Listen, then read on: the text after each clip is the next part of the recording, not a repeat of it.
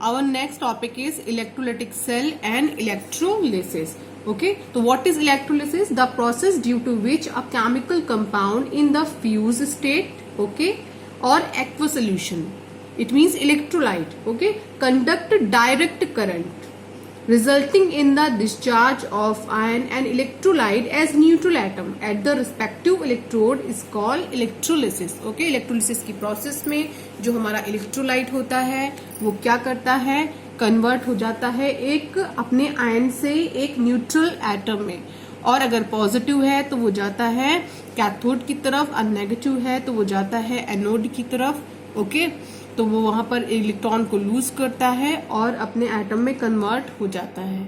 Okay student, तो next one is electrolytic cell. तो मैंने एक जनरल फॉर्म में इलेक्ट्रोलिटिक सेल आपको बनाकर बता दिया है. हमने एक कंटेनर लिया है, सपोज कि हमने इसमें CuSO4 का इलेक्ट्रोलाइट एक्वस सोल्यूशन लिया है, हमने कैथोड कॉपर का बनाया है, हमने एनोड भी कॉपर का बनाया है, बट दोनों में डिफरेंस ये है कि ये इम्प्योर कॉपर का बनाया है, इम्प्योर है हमारा कैथोड, और सॉरी एनोड, और कैथोड हमारा प्योर है. ओके, अब हम जब इसमें बैटरी के थ्रू इलेक्ट्रिसिटी पास करेंगे तो यहाँ पर होगा क्या कि जो हमारा एनोड है, इस एनोड से Cu पॉजिटिव आयन रिलीज होना स्टार्ट हो जाएंगे, और ये Cu पॉजिटिव आयन मूव करने लग जाएंगे कॉपर के कैथोड की तरफ, जो कि प्योर मेटल का बना हुआ है, जिसकी वजह से जो हमारा कॉपर होगा ये क्या होने लग जाएगा, थोड़ा मोटा होने लग जाएगा. क्यों मोटा होने लग जाएगा? क्योंकि कॉपर जो हमारा आयन है वो इस पे क्या होने लग गया है, डिपॉजिट होने लग गया. ओके, लेकिन जो हमारा एनोड है वो थोड़ा पतला होने लग जाएगा. क्यों पतला होने लग जाएगा? क्योंकि इसमें से Cu डाई पॉजिटिव क्या होने लगा है, लिबरेट होने लगा है. ओके स्टूडेंट, इस तरह से जितने भी इम्प्योरिटी है वो नीचे सेटल होने लग जाएगी, और हमारा Cu यहाँ से रिलीज होते होते क्या हो जाएगा, कॉपर पर इकट्ठा हो जाएगा और क्या हो जाएगा, प्योर हो जाएगा. इससे इम्प्योरिटी सारी हट जाएगी. तो हम देखते हैं कि एनोड पर कौन सी रिएक्शन होती है. तो एनोड पर हम जानते हैं क्या होता है, ऑक्सीडेशन. ऑक्सीडेशन का क्या मतलब होता है, लॉस ऑफ इलेक्ट्रॉन. तो यहाँ पे Cu का बना है, Cu कैसा है हमारा, इम्प्योर है. ये किस में कन्वर्ट हो रहा है, Cu डाई पॉजिटिव में. सोल्यूशन में क्या आ रहा है, Cu डाई पॉजिटिव, और ये क्या कर रहा है, 2 इलेक्ट्रॉन को रिलीज कर रहा है. ओके, अब कैथोड पर क्या हो रहा है, कैथोड पर हो रहा है reduction. What is the meaning of reduction in the term of electron, gain of electron. तो ये क्या कर रहा है, 2 इलेक्ट्रॉन को एक्सेप्ट कर रहा है और कॉपर में कन्वर्ट हो रहा है. यही कॉपर कैथोड पर क्या हो रहा है, डिपॉजिट हो रहा है, जिसकी वजह से ये क्या होता जा रहा है, मोटा होता जा रहा है, और एनोड हमारा पतला होता जा रहा है. तो इस तरह से हम ये कह सकते हैं कि इलेक्ट्रोलिसिस प्रोसेस में एक जो हमारा इलेक्ट्रोड होता है उससे जो हमारा मेटल होता है वो क्या होता है, लिबरेट होता है, और दूसरे इलेक्ट्रोड पर डिपॉजिट हो जाता है. ओके, तो इसके थ्रू हम बहुत सारे हमारे ऐसे मेटल्स हैं जिनको हम इम्प्योर फॉर्म से प्योर फॉर्म में कन्वर्ट कर सकते हैं. ओके, जिसमें आप मैग्नीशियम, एल्युमिनियम किसी को भी काउंट कर सकते हैं. ठीक है, तो अब हम स्टडी करने जा रहे हैं quantitative aspects of electrolysis. Okay, तो क्वांटिटेटिव एस्पेक्ट्स में हमें फेराडे के अकॉर्डिंग फर्स्ट लॉ को स्टडी करना है, क्योंकि फेराडे ही वो साइंटिस्ट हैं जिन्होंने क्वांटिटेटिव एस्पेक्ट्स बताए हैं इलेक्ट्रोलिसिस के. ठीक है, इन्होंने अपने 2 लॉ दिया था. पहला तो हमारा फेराडे फर्स्ट लॉ, और सेकेंड है तो सेकेंड वाला सेकेंड लॉ. ओके, तो फर्स्ट लॉ देखिए क्या कहता है, mass of a substance liberated और deposit at electrode is directly proportional to the amount of electricity pass through the electrolyte during electrolysis. ये है फर्स्ट लॉ. देखिए, मास ऑफ सब्सटेंस लिबरेटेड और डिपॉजिट एट इलेक्ट्रोड. जो electrode है हमारा, इसका जो सब्सटेंस ये बना हुआ है वो इस इलेक्ट्रोड में कितना लिबरेट होगा, किस इलेक्ट्रोड में कितना डिपॉजिट होगा, ये चीज टोटली डिपेंड करती है, या आप कहिए वो डायरेक्टली प्रोपोर्शनल होती है कि आप इस पूरे सेल में कितने अमाउंट में इलेक्ट्रिसिटी को पास करते हैं और कितने समय के लिए पास करते हैं. तो ये लॉ है, फर्स्ट लॉ है फेराडे का, तो देखिए मास ऑफ सब्सटेंस लिबरेटेड और deposit at electrode is directly proportional to the amount of electricity pass through the electrolyte during electrolysis. It means mass of electrolyte liberated और deposit at electrode is directly proportional to the electricity pass through this electrolyte. Okay, तो हम यहाँ पे क्या करते हैं, we know that I is equal to Q by T. ये हम बचपन से पढ़ते आ रहे हैं. तो Q इज इक्वल टू क्या होता है, आई टी. तो यहाँ पे हम क्या करते हैं, Q की वैल्यू पुट कर देते हैं तो हमें कुछ ऐसी इक्वेशन मिल जाती है, M directly proportional to I T. और हमें पता है जब हम प्रोपोर्शनैलिटी हटाते हैं तो वहां पे एक कांस्टेंट लगाते हैं. तो यहाँ पे जो हमने कांस्टेंट लगाया वो है Z. तो Z एक कांस्टेंट का नाम क्या है, इलेक्ट्रोकेमिकल कांस्टेंट. अगर हम इस कांस्टेंट को भी डिफाइन करना चाहें तो कैसे डिफाइन करेंगे. देखिए मैं इसकी भी डेफिनेशन लिख दे रही हूं. अगर 1 एम्पियर का करंट हम 1 मिनट तक पास करें, देखिए 1 एम्पियर करंट I यानी ampere, 1 ampere current T means time 1 second के लिए पास करें तो जो हमारा Z होगा उसकी डेफिनेशन हमें मिल जाएगी. क्योंकि कांस्टेंट की डेफिनेशन जब भी हमें निकालनी होती है तो हम उससे पैरेलल जितनी भी चीजें हैं सबको 1 सपोज करते हैं. ठीक है, तो देखिए डेफिनेशन Z की क्या निकलेगी, definition of electrochemical constant is electrochemical equivalent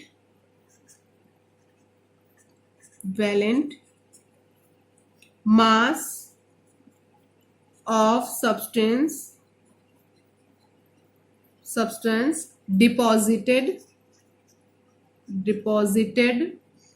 or liberated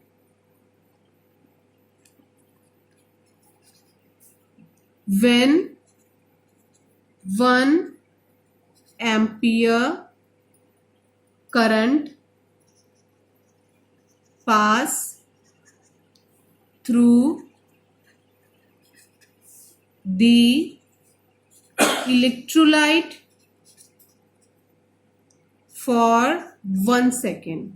okay, तो ये डेफिनेशन हमें किसकी मिल गई है, इलेक्ट्रोकेमिकल कांस्टेंट की. ठीक है, तो डेफिनेशन हमारी क्या है, electrochemical equivalent mass of substance deposit और liberated when 1 ampere current pass through the electrolyte for 1 second. Okay, अब हम मूव करते हैं सेकेंड लॉ की तरफ. Now this is Faraday's second law. Okay, when same amount of electricity pass through different electrolyte connected in series, the amount of substance deposited or liberated is directly proportional to their equivalent weight. हमने first law में study किया था कि हमारा equivalent weight पर नहीं depend कर रहा था लिबरेशन और डिपोजिशन. हमारा लिबरेशन और डिपोजिशन डिपेंड कर रहा था कि हम किस अमाउंट में इलेक्ट्रिसिटी पास कर रहे हैं उस इलेक्ट्रोलाइट में. ओके, ये था हमारा फर्स्ट लॉ. लेकिन सेकेंड में ऐसा कुछ नहीं है. सेकेंड में जब हमने 2 इलेक्ट्रोलाइटिक सेल को सीरीज में कन्वर्ट कर दिया है तो वहां पर इस बात पर नहीं डिपेंड कर रहा कि हम कितनी इलेक्ट्रिसिटी पास कर रहे हैं. इसको आप इस बात से समझिए कि सपोज मेरे क्लास में 5 बच्चे हैं, मैं 5 को पढ़ा रही हूँ, 5 का एग्जाम हुआ है, तो क्या 5 के नंबर भी सेम आएंगे? ऐसा नहीं हो सकता ना. तो यहाँ पर भी सेम कॉन्सेप्ट लगा हुआ है. हमने 2 सेल को क्या कर दिया है, एक दूसरे से सीरीजली कनेक्ट कर दिया है. तो जो है जब हमने इसको कनेक्ट कर दिया तो हमने दोनों में सेम अमाउंट में इलेक्ट्रिसिटी पास कराई. तो क्या दोनों में सेम अमाउंट में लिबरेट होगा और डिपॉजिट होगा मेटल? That is impossible. ये ऐसा नहीं होगा. ये अब दूसरी चीज पे डिपेंड करेगा. ये अब डिपेंड किस पे करेगा, इक्विवेलेंट वेट ऑफ इलेक्ट्रोड. जिस पर्टिकुलर मेटल का ये इलेक्ट्रोड बना हुआ होगा उसके इक्विवेलेंट वेट पर ये डिपेंड करेगा. ओके, तो स्टूडेंट इसके अकॉर्डिंग देखिए, when same amount of electricity pass through different electrolyte, यहाँ पे AgNO3 लिया, देखिए डिफरेंट इलेक्ट्रोलाइट, यहाँ पे हमने CuSO4 लिया. ओके, कनेक्ट इन सीरीज, और दोनों को हमने एक सीरीज में कनेक्ट कर दिया है.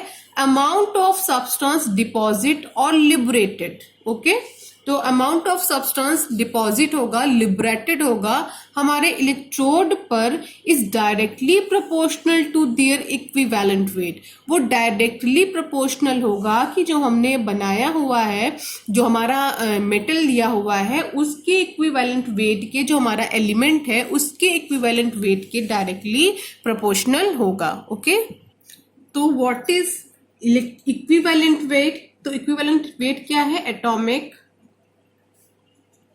Mass of metal is divided by, equivalent weight का फॉर्मूला दे रही हूं, number of electrons require to reduce the cation. Okay okay student, इस फॉर्मूले से हम कॉपर का और Ag का इक्विवेलेंट वेट फाइंड करेंगे और फैराडे के लॉ के अकॉर्डिंग हम उसे सॉल्व करेंगे। Okay, so what is 1 farad और फैराडे? 1 फैरेड और फैराडे इज इक्वल टू, ये क्या है? We know that charge on 1 electron is equal to, charge on 1 electron is equal to 1.6021 into 10 to the power 19 coulomb। Okay, ये हम जानते हैं। But the charge on 1 mole of electron is equal to, ये कितना होगा?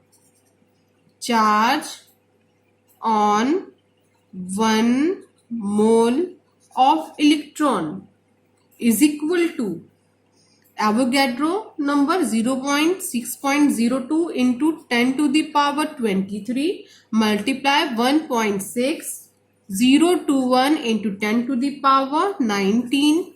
Answer is Coulomb में आने वाला है 96487 कुलॉम पर मोल। बट जो हम अप्रोक्सीमेट वैल्यू रखते हैं 1 फैरेड की, वो कितनी होती है? 96500 कुलाम पर मोल। ओके, जब हम अपना न्यूमेरिकल सॉल्व करते हैं तो फैराडे की value 1F is equal to 96500 coulomb per mole ही पुट करते हैं। Okay student.